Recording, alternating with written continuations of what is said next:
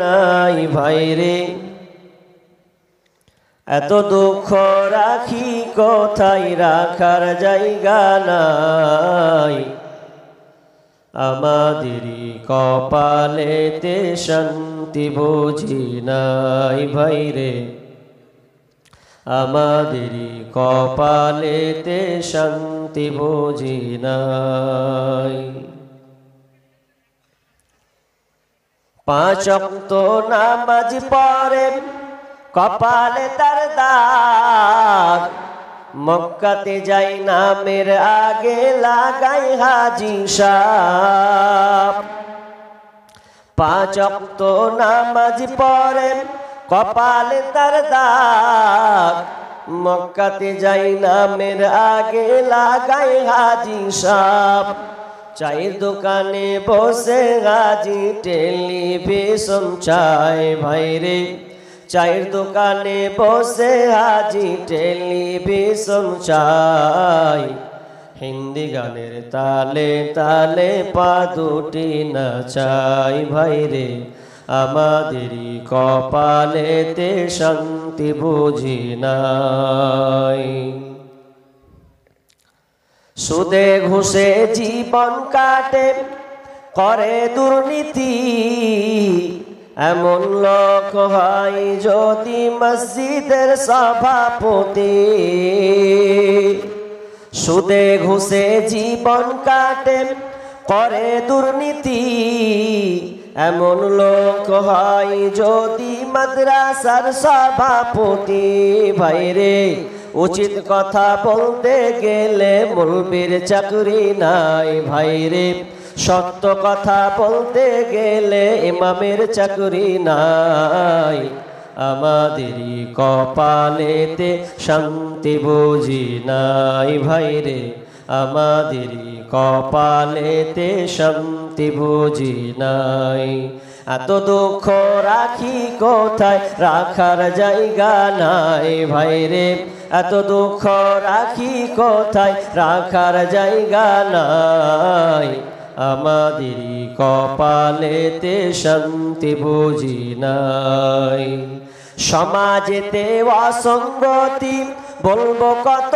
আর গায়ের জোরে বিচারপতি ঘুষেরই কারবার সমাজেতে অসঙ্গতি বলবো কত আর গায়ের জোরে বিচারপতি ঘুষেরই কারবার ভাইরে টাকার লাগি গরিব দুঃখী বিচার নাহি পায় ভাইরে টাকার লাগি গরিব দুঃখী বিচার নাহি পায় আমাদেরই কপালেতে শান্তি বুঝি নাই ভাইরে আমাদেরই কপালেতে শান্তি বুঝি নাই বড় ছোট নাই ভেদাভেদ কোথায় মান সম্মান বাপের সমান মুরব্বিকে করছি অপমান বড় ছোট নাই ভেদাভেদ কোথায় মান সম্মান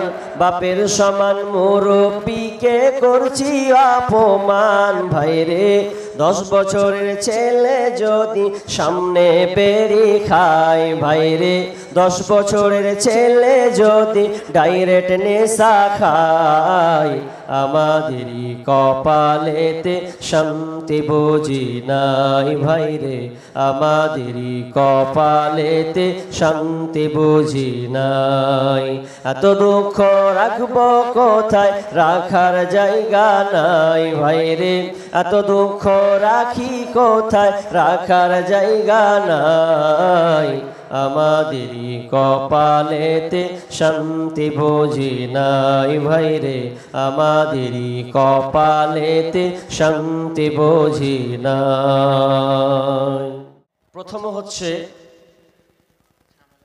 আল্লাহর ইবাদতে কাউকে শরীক না করা পৃথিবীতে সবচাইতে মারাত্মক আজকে মুসলিম নির্যাতিত লাঞ্ছিত পদতলিত কেন এই কাগজটা আপনারা দেখতে পাচ্ছেন আমি এটাকে ভাঁজ করে আমি এইদিকে লিখলাম আগুন, একদিকে লিখলাম পানি। আমার ভাষা বুঝেন তো? ভালো করে দেখেন, হ্যাঁ হু দিবেন। আমি এইদিকে লিখেছি আগুন, তার পরের পৃষ্ঠায় পেছন দিকে লিখেছি পানি। আপনারা উত্তর দেন তো, এই কাগজটা যেটা আগুন লিখেছি, এই কাগজটা কি পুড়বে? কথা বলেন না গো। যদি না বুঝতে পারেন আবার রিপ্লাই করব। আচ্ছা, এদিকে লিখেছি আমি পানি, এবার আমি পানি লিখলাম, বলেন তো এই কাগজটা ভিজবে? খুব বুদ্ধিমানের কাজ করেছেন, দুটাতেই বলেছেন না না। এবার আপনি বুঝে দিলেন না বা বুঝে দিলেন সেটা এখন খোলাসা হোক। একজন বাড়ির একটা বউ, নতুন বিয়ে হয়েছে, 1 বছর হলো, প্রেগনেন্ট আছে, পেটে বাচ্চা আছে। ডেলিভারি হলে সবাই জানতে পারবে কি হবে। সেই বাড়ির একটা মহিলা, একটা মেয়ে ভাবিকে বলছে, ভাবি তোমার পেটে নাকি বাচ্চা আছে, তো এই বাচ্চা যখন আছে যে পৃথিবীতে আসবে তো কি হবে এটা কেউ বলতে পারে না, তো আমি বলতে পারবো। আর আমি যখন বলতে পারবো আর আমার কথা মিসও হবে না, আর যদি মিস হয়ে যায় তো কান কেটে ফেলে দেবো। তখন বলছে তুই বল তাহলে পেটে কি আছে। তখন বলছে কি হবে না হবে আমি জানি না, তবে আমি 100-তে 100 বলতে পারি, যখন পৃথিবীতে আপনার পেটে কি আছে না আছে, যখন পৃথিবীতে আসবে তখন না হয় ছেলে হবে আর না হয় মেয়ে হবে। আর ভাষা দেখেন তো, ছেলের মধ্যে ছেলে তো মেয়ে তো, এটা স্বাভাবিক ব্যাপার। তো সেরকম আপনাদের উত্তর আপনি কতটুকু বুঝিয়ে দিলেন? আমি বললাম একদিকে আগুন আর একদিকে পানি। আবারও বলেন, আমি জ্বালা আগুন লিখলাম, জ্বলবে কি না? হ্যাঁ, একজন বলছে জ্বলবে। আগুন লিখলাম, সবাই বললেন জ্বলবে। মানে কনফিউশনে পড়ে গেছে যে কি হবে আল্লাহ জানে, কনফিউশন নয়, আপনি বলুন না। তারপরে আমি পানি লিখলাম, পানি লিখে বললাম আচ্ছা ভিজুক, এটা ভিজবে? কে বলছে ভিজবে? দেখেন, যতক্ষণ পর্যন্ত আমি এই কাগজটাকে না ভিজাবো ততক্ষণ ভিজবে না, যতক্ষণ আমি এটাকে না পুরাবো আগুনে ততক্ষণ পুড়বে না। একটু উদাহরণ জন্য, কারণ আগের আলোচক মাশাআল্লাহ, তার আগের আলোচক একজন ছিলেন, খুব সুন্দর আলোচনা করছিলেন, আমি বসে বসে শুনছিলাম। তো মুসলিম জাতি লাঞ্ছিত, মার খাচ্ছে, আল্লাহ তাদেরকে সাহায্য করছেন না। আল্লাহ কেন দর্শক ভূমিকা পালন করছেন? তার কারণ হচ্ছে যে আমাদের কাছে কোরআন আছে, হাদিস আছে, আলেম আছে, ওলামা আছে, কিন্তু এগুলো আমাদের শরীরের সঙ্গে কোনো সম্পর্ক নাই। এরকম লোক বলেন না যে আমি 100-তে 100 ইসলামকে ফলো করি, এরকম লোক একজন দেখাতে পারবেন? নাই। কোরআন হাদিস তো কোরআন হাদিস তার নিজের কাগজের পাতাতে আছে, কিন্তু আপনার যে বাস্তবায়নে নাই। যেমন এই কাগজটা না ভিজালে ভিজবে না, না পুরালে পুড়বে না, ঠিক তেমনি ভাবে আপনি যে বলছেন যে আমাদেরকে মুসলিম জাতি, মুসলিমদেরকে ধরে ধরে মারা হচ্ছে, প্রায় দেশের সরকার মুসলিমদের উপরে নিপীড়ন চালাচ্ছে, তার মূল কারণ হচ্ছে যে আমরা কোরআন এবং হাদিসকে বাস্তবায়ন করতে পারিনি। কথা ঠিক বলেছি তো? কোরআন ঘরে আলমারিতে থেকে গেছে, বাস্তবায়ন নেই। আর আল্লাহ দর্শক ভূমিকা পালন করছেন, মানে আমরা আল্লাহ থেকে পিছু পা হয়ে আছি। আর আল্লাহর সাথে সম্পর্ক কাটার সবচাইতে বড় যেটা আমরা খারাপ কাজ করেছি সেটার নাম হচ্ছে শিরক। কারণ শিরক করলে আল্লাহর সাথে আর সম্পর্ক থাকবে না, কেটে যাবে। বলবো আস্তে আস্তে, ধৈর্য ধরেন। আমি সূরা বনী ইসরাঈলের 23 নম্বর আয়াত পড়েছি, তরজমাটা করব ইনশাআল্লাহ, তারপরে ব্যাখ্যায়। বিসমিল্লাহির রহমানির রহিম। وَقَضَى رَبُّكَ أَلَّا تَعْبُدُوا إِلَّا إِيَّاهُ ওয়া বিল ওয়ালিদাইনি ইহসানা। আল্লাহ সুবহানাহু ওয়া তাআলা বলেন, এখানে আল্লাহ সুবহানাহু ওয়া তাআলা রায় ঘোষণা করছেন, আদেশ করছেন, নির্দেশ দিচ্ছেন। ওয়া কযা, কযা মানে কাজী হয়ে যেটা আপনার ফায়সালা হয়, কযা মানে রায় ঘোষণা করা। আল্লাহ এখানে রায় দিচ্ছেন, কি রায়? ওয়া কযা রাব্বুকা আল্লা তা'বুদু, তোমরা আমার সঙ্গে আমার ইবাদত করতে গিয়ে তোমরা শরীক স্থাপন করবে না। প্রথমে আল্লাহ সুবহানাহু ওয়া তাআলা রায় ঘোষণা করেছেন। এই রায়টা কোনো পাবলিকের নয়, যেন তেন মানুষের নয়। এই রায়টা শুধুমাত্র কেবল আল্লাহ সুবহানাহু ওয়া তাআলা এই রায় ঘোষণা দিয়েছেন। পৃথিবীতে রায়ের অনেক সিস্টেম আছে, দুনিয়াতে বিচারক ফায়সালার জায়গা আছে। যেমন আপনার কোর্টগুলোতে বিচার করা হয়, মানুষ আসামি হলে আসামি সাব্যস্ত করা হয়, এর উপরে ডিপেন্ড করে আসামিকে নির্দোষ দোষী প্রমাণ করা হয়। এখন আপনি দুনিয়াতে রায়, আপনার নামে একটা কোর্ট মামলা হলো, এই রায় আপনার কেস ঠুকলো, আপনি বিচারকের কাছে গেলেন, আপনার বিচারা ফায়সালা হলো। এবার বিচারকের ফায়সালা আপনাকে ভালো লাগলো না, আপনার জন্য অপশন আছে। কি অপশন? আপনি চলে যাবেন আপনার কি নাম ম্যাজিস্ট্রেট কোর্ট। ম্যাজিস্ট্রেট কোর্ট গিয়ে আপনাকে রায় যখন দিবে, যদি আপনার মনে হয় এই রায়টা আমার ভালো লাগেনি, তাহলে আপনি যাবেন জজ কোর্টের কাছে। জজ কোর্ট যখন ফায়সালা দেবে, এই ফায়সালা দেওয়ার পর যদি আপনার পছন্দ না হয়, এই রায় আমি মানব না, তাহলে আপনার জন্য অপশন আছে। অপশন হচ্ছে আপনি হাইকোর্টের কাছে যেতে পারবেন। হাইকোর্ট যখন আপনাকে ফায়সালা দিবে, ফায়সালা দেওয়ার পর যদি মানতে না ভালো লাগে, তাহলে আপনি আবার আপিল করতে পারবেন সুপ্রিম কোর্টে। এবার সুপ্রিম কোর্ট যখন আপনাকে ফাইনাল সিদ্ধান্ত সমাধান রায় দিয়ে দেবে, এবার যদি আপনি বলেন সুপ্রিম কোর্টের আইনকে মানব না, তাহলে আপনার জন্য শাস্তি প্রদান আছে। আপনি যদি সুপ্রিম কোর্টের আইনকে না মানেন, কারণ সুপ্রিম কোর্টের উপরে আর কোনো আইন নাই, আর এটা আপনাকে মেনে নিতে হবে। আর যদি আপনি অস্বীকার করেন, তাহলে এর জন্য আপনাকে জরিমানা হতে পারে, এর জন্য আপনাকে জেলে পর্যন্ত যেতে হবে। ঠিক তেমনি ভাবে আল্লাহ সুবহানাহু ওয়া তাআলা, আল্লাহর উপরে আর কোনো আইন নাই। যিনি আমাদের রব, যিনি আমাদের স্রষ্টা, তিনি আমাদেরকে রায় দিচ্ছেন। আমার আল্লাহ বলছেন, এটা আমার রায়, এটা আমার ঘোষণা। পৃথিবীর মানুষ রে, আমি তোমাদেরকে এই রায়টা ফায়সালা দিয়ে দিলাম, এই ফায়সালা তোমাদেরকে মেনে নিতে হবে।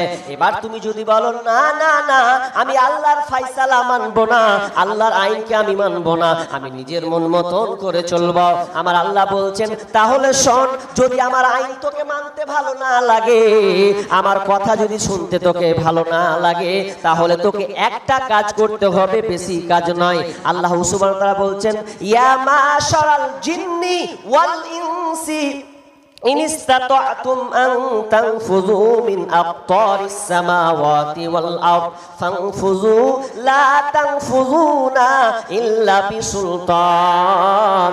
আল্লাহ সুবহানাহু ওয়া তাআলা বলছেন, হে জিন এবং মানুষ, তোমরা শোনো, তোমরাকে যদি মনে হয় যে আমার আইন মানতে ভালো লাগে না, আমার আল্লাহ বলছেন, তাহলে তোরা বেশি নয় একটা কাজ কর, তোরা আমার পৃথিবী ছেড়ে অন্য কোথাও চলে যা। হাগো, এটা আপনি মানতে পারবেন? আল্লাহ বলছেন পৃথিবী ছেড়ে উধাও হ। কোথায় যাবেন আপনি? পৃথিবী ছেড়ে মাটির নিচে ঢুকবেন, আসমানে উঠবেন, মঙ্গল গ্রহ যাবেন, কোথায় যাবেন? আল্লাহ বলছেন চাঁদের দেশে যাবি, ওটাও তো আমার। মাটির তলা যাবি, ওটাও আমার। তোর কোনো যাওয়ার কোনো রাস্তা নাই, তোর কোনো পালাবার কোনো রাস্তা নাই। তাহলে যখন তোর কোনো রাস্তাই নাই, তখন আমার আইনকে তোকে মানতে হবে। এক নাম্বার হচ্ছে ওয়াকাদা রাব্বুকা আল্লা তা'বুদু ইল্লা ইয়া, তোরা আমাকে মানতে গিয়ে তোরা কোনো অংশীদার স্থাপন করবি না। এক নাম্বার আইন, এক নাম্বার আদেশ কি? আমার ইবাদত করো, কিন্তু আমার ইবাদত করতে গিয়ে তোমরা বেশি কাজ গোলমাল করিও না। এটা কি? যে আমার সঙ্গে অংশীদার স্থাপন, সমকক্ষ তোমরা নিবে না। আপনারা পার্টনারশিপ বুঝেন? পার্টনারশিপ বুঝেন কি আপনারা? কথা বলবেন, বুঝেন কি বুঝেন না? পার্টনারশিপ মানে কি? পার্টনারশিপ কাকে বলা হয়? আমার সঙ্গে কাউকে যুক্ত করে একটা ব্যবসা করা, তাই তো? কাজ করা। পার্টনারশিপ মানুষ কেন করে? কয়েকটা কারণ। এক নাম্বার কারণ হচ্ছে যে আপনার কাছে টাকা আছে 50,000, একটা ব্যবসা করবেন, 1 লাখ টাকা লাগবে। এখন আরো 50,000 টাকা আমাকে জড়ো করতে হবে, আমি পারছি না, হচ্ছে না। তাহলে আমি একজনকে বললাম, ভাই বন্ধু তুই 50,000 টাকা দে, 1 লাখ হবে, দুজনে মিলে একটা ব্যবসা করব, ভালো চলবে। বলছে ঠিক আছে। তাহলে কি অভাব হলো ওখানে? টাকা, তাই তো? টাকার অভাব হলো, ব্যবসাটা যুক্ত হলো, দুজনে শুরু হলো। একটা কারণ। দ্বিতীয় কারণ, একজনের টাকা আছে, ভালো টাকা আছে, কিন্তু ওর বুদ্ধি নাই। মানে বুদ্ধি না হলে ব্যবসা চালাতে পারবে? বুদ্ধি লাগবে। এবার তখন বলছে, ভাই আমার তো এরকম মোটা বুদ্ধি, কি থেকে কি করে দিব রে, তো তুই আমার সঙ্গে যুক্ত হ, ব্যবসাটা একটা নিয়াত করেছি, ব্যবসা চালাবো। হ্যাঁ ঠিক আছে। তাহলে দুজনের শরীর হলো বুদ্ধি নেওয়ার জন্য, দুটা হলো। নাম্বার 3 নাম্বার কারণ হয় যে লোকটার টাকাও আছে, বুদ্ধি ভালো আছে, কিন্তু ওর শরীরে ক্যালসিয়াম নেই, লেধা, পারে না ঠিক মতন, না চলাচল ঠিক মতন নাই, অচল যাকে বলা হয়। তো সে বলছে আমি যখন অচল, আমার কাছে সবই আছে, তা আমি একটা ভালো দোস্তি বন্ধুকে নিয়ে দুজন মিলে ব্যবসাটা করব, ভালো জমাট হবে, এজন্য নেই। এবার আপনারা বলেন আল্লাহর কোনটা অভাব আছে? আল্লাহর টাকার অভাব? কি বলেন? আল্লাহর মালের অভাব? আচ্ছা। আল্লাহর বুদ্ধির অভাব? আচ্ছা। আল্লাহ কি অক্ষম? নাউজুবিল্লাহ। তাহলে তিনটাই নাই। তাহলে আমরা আল্লাহর সঙ্গে যে অংশীদারি স্থাপন করছি, কত নোংরা কাজ। ভালো করে বুঝেন।